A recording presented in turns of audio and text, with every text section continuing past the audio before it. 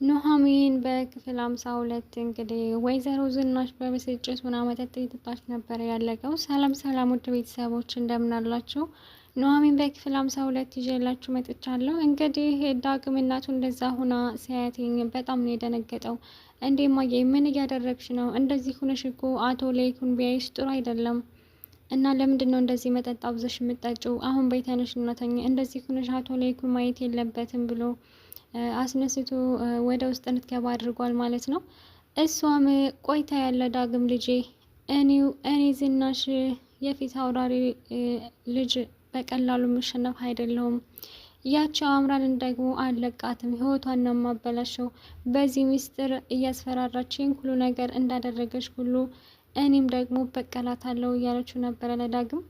ዳግምም እባክሽን አሁን ዝም ብለሽ ተኚ፣ እንደዚህ ሁነሽ ሰው ማየት የለበትም፣ እንዴት እንደዚህ ታደርጊያለሽ እያላት ነበረ። እሷም እኔ እኮ ዳግም አንተን በጣም ነው የምወድህ እና ደግሞ ከድርድሹ ያለውን የኔን ድርሻ ላንተ ነው የምሰጥህ እያለችው ነበረ። እሱም አይ አሁን እንደዚህ የሚለው ብቁል ነው፣ ስለጠጣሽ ነው እንደዚህ የምትናገሩ እንጂ ባጣጭ እንደዚህ አትናገሪም ነበርን እያለ ነበረ ዳግም ማለት ነው።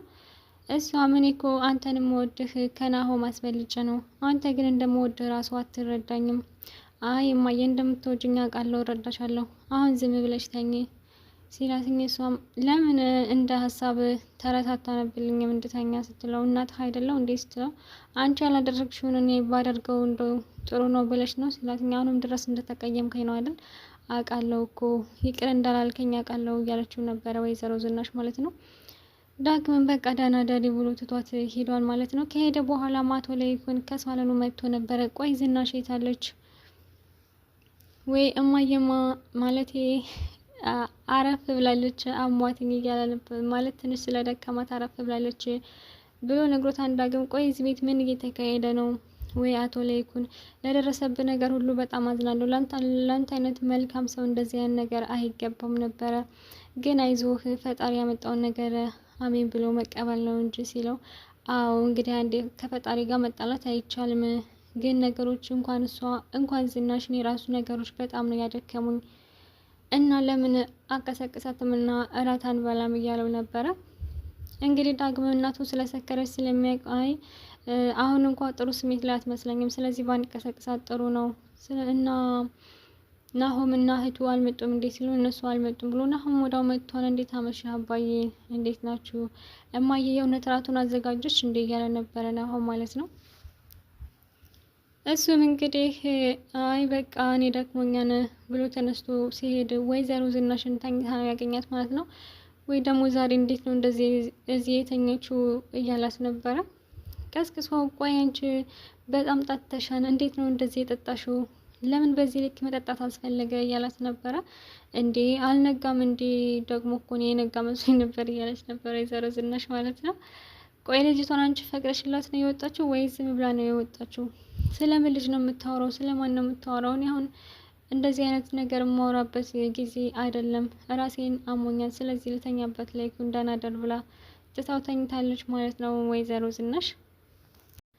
አቶ ለይኩን ደግሞ ናሆምንና ኑሐሚንን የሆነ ስራ እንዲጨርሱ ወደ ገጠር አካባቢ ሊልካቸው ነው ማለት ነው። ኑሐሚን ደግሞ አይ እኔ መሄድ አልፈልግም፣ ስለዚህ ናሆም አንተ ሌላ ሰው ፈልግ፣ በእኔ ምትክ ሌላ ሰው መሄድ ይችላል፣ እኔ በፍጹም መሄድ አልፈልግም ስትል፣ ቆይ ለምንድን ነው መሄድ የማትፈልጊው? ከዚህ በፊት አስቀይምሽ ነው እንዴ? ወይ በስሜት ተናግሬ አስቀየምኩሽ መሰለኝ እና ደግሞ ለዛ ይቅርታ። እኔ ምን ቤት ነኝ የምቀየመው? ሲጀመር አልተቀየምኩም፣ ግን እኔ መሄድ ስለማልፈልግ ነው እኮ። ምክንያትሽ ምንድን ነው? ወይስ አምራንን ፈርተሽ ነው እንዴ? እኔ ለምን አምራንን ፈራታለሁ? ማንንም ፈርቻ አይደለም፣ የራሴ የሆነ ምክንያት አለኝ። ግን እኮ ያ አገርሽ ነው ደግሞ አያትሽንም ለማየት አብረን ብንሄድ ምን ችግር አለው እኮ? አያቴን ለማየት ብሄድም ከአንተ ጋር አልሄድም፣ ከሄድኩም ብቻዬን ነው የሚሄደው እያለችው ነበረ ለናሆም። ኑሐሚን እንግዲህ ይህንን የምታደርገው ከናሆም ለመራቅ ነው ማለት ነው። ከሱ ጋር መቅረብ የለብኝም፣ እሱ የኔ አይደለም፣ እሱ የአምራን ብቻ ነው። ከእንግዲህ በኋላ እኔ እና እሱ ምንም ነገር የሚያገናኘን ነገር የለም። ስለዚህ በተቻለ መጠን ከሱ መራቅ አለብኝ። አብረሽ መሄድ የለብሽም ኑሐሚን እያለች ብቻዋን እያወራች ነበረ። እንግዲህ ዳግም መጥቶ ቆይ ምን ሆነሽ ነው? በሀሳብ እኮ ሄደሻን ሲላትኝ አይ እኔ የዚህ ፕሮጀክት ነገር በጣም ነው ያስጨነቀኝ ስትለው ዳግም እንዴ ለምን ትጨንቃለሽ? ቆይ ሌላ ሰው መሄድ አይችልም እንዴ? እሱንስ እኔም ብዬ ነበረ፣ ግን አቶ ለይኩን የስራውን ሀሳብ እኔ ስለሆንኩ ያመጣሁት እኔ እንዲሄድ ነው የሚፈልገው።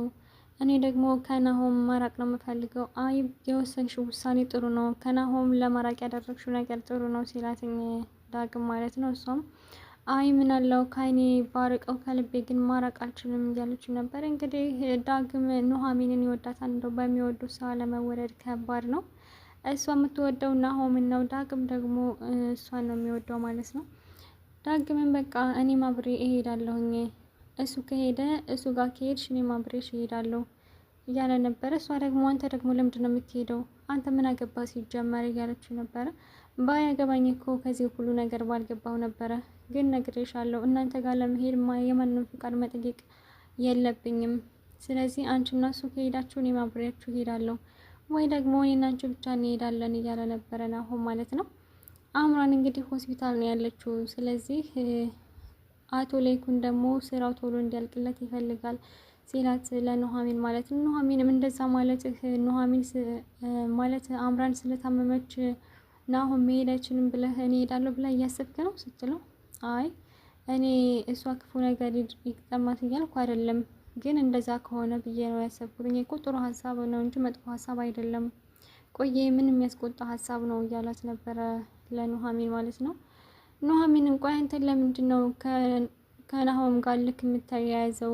ምን አይነት ነገር ነው? ሲጀመር እሱ ጋር መፎካከር የለብህም። ቆይ ፍቅር ነው እልህ ነው የያዘህ እያለችው ነበረ ኑሐሚን ማለት ነው። አይ እኔ እኮ ለእኔና ላንቺ ብዬ ነው፣ እኔና አንቺ ብንሄድ ጥሩ ጊዜ እናሳልፋለን ሲላትኝ፣ ሲጀመር እኔ እናንተ ምንና ምን ለምንድን ነው ጥሩ ጊዜ የምናሳልፈው? ሲቀጥል አንተ አያገባም ከእንዲህ አይነት፣ እንደውም እኔ ከናሆም ጋር ለመሄድ ተስማምቻለሁ ብላ ጥላው ሄዳለች ማለት ነው። ዳግምም እናንተ ከሄዳችሁ እኔ እሄዳለሁ፣ ማንም አያስቀረኝም ማለት የማንንም ፍቃድ መጠየቅ የለብኝም እናንተ ጋር ለመሄድ ብሏል ማለት ነው።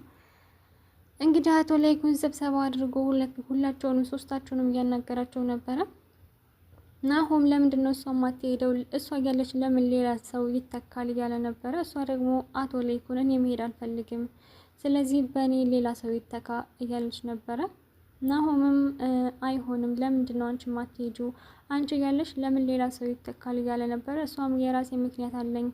አቶ ለይኩንም እባካችሁ ተረጋጉ፣ ምንድን ነው እንደዚህ? ይሄ እኮ ስራ ነው፣ ስራና ስሜታችሁን ደግሞ ለዩ እያላቸው ነበረ ማለት ነው። ዳግምም ካልፈለገች ሌላ ሰው መተካት ይችላል እያለ ነበር። ምክንያቱም እሷ ከናሆም ጋር እንድትሄድ አይፈልግም ዳግም ማለት ነው። እንደውም እሷና እሷ አብረው ቢሄዱ ደስ ይለዋል። ናሆም እንግዲህ በመሀል ስልክ ሲደወልበት፣ ሲጀመር አንተ የስራው ኃላፊ መሆን የለብህም ዳግም ነው መሆን ያለበት፣ እንዴት ስብሰባ መሀል ስልክን እንኳን ትዘጋም እያለው ነበረ አቶ ለይኩን ማለት ነው ለናሆም። ናሆም ወይ አምራን ናት የደወለችው ሆስፒታል ነኝ እያለች እኮ ነው ሲል፣ ወይኔ ቅድም እኮ ወዴና ሙኝ እያለች ነበር ሲለው፣ እንዴ እንዲያባየ ለምን ታዲያ አብራት አልሄድክም? እንዴት ጥለሃት መጣ ብሎ ስብሰባውን አቋርጦ ወደ አምራን ሂዷል ማለት ነው። አምራን እንግዲህ የተንኮሏ ተንኮል ከወይዘሮ ዝናሽ ቤት ሄዳ ነበረ የሄደችውን ቡና ጋብዥኝ፣ ስለዚህ ምራቴ እሷም ቆይ አምራን እዚህ ምን ታደርጊያለሽ? ምን ልታደርጊ መጣሽ ደግሞ ስትል፣ እንዴ ምራቴ ምን ነው ቤት አይደለም እንዴ?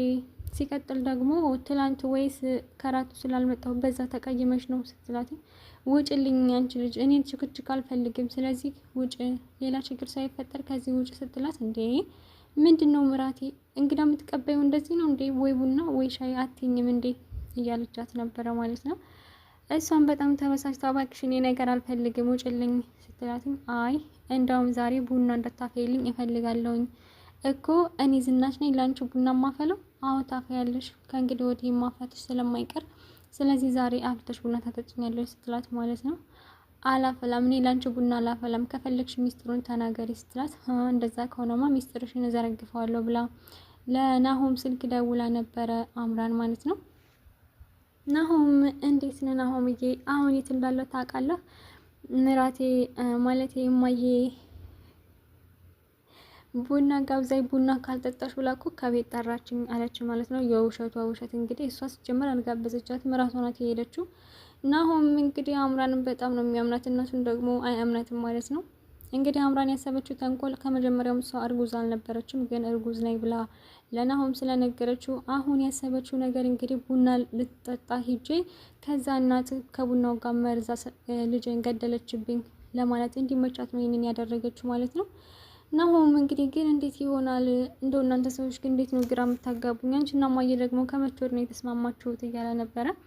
እንደውም አዋራትኝ ብላ ለወይዘሮ ዝናሽ ሰጥተው ነበር ማለት ነው። ወይዘሮ ዝናሽም አዎ ልትጠጣ መጣ። ምን ነው ከወደፊት ምራቴ ጋር ቡና መጠጣት አልችልም እንዴ እያለች ነበረ ማለት ነው። ምክንያቱም አስፈራርታታለች። ካልሆነ ሚስጥርሽን እናገራለሁ ብላ ስላስፈራራቻት ነው ወይዘሮ ዝናሽ እንደዛ እያደረገች ያለችው።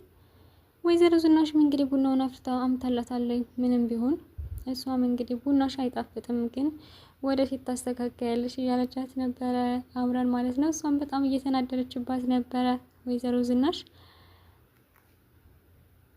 አቶ ለይኩንም በመሃል መጥቶ እንዴት ነሽ ሲላትኝ እንዴት ነው አቶ ለይኩን እንኳንም መጡ ብላ እያወሩ ነበረ።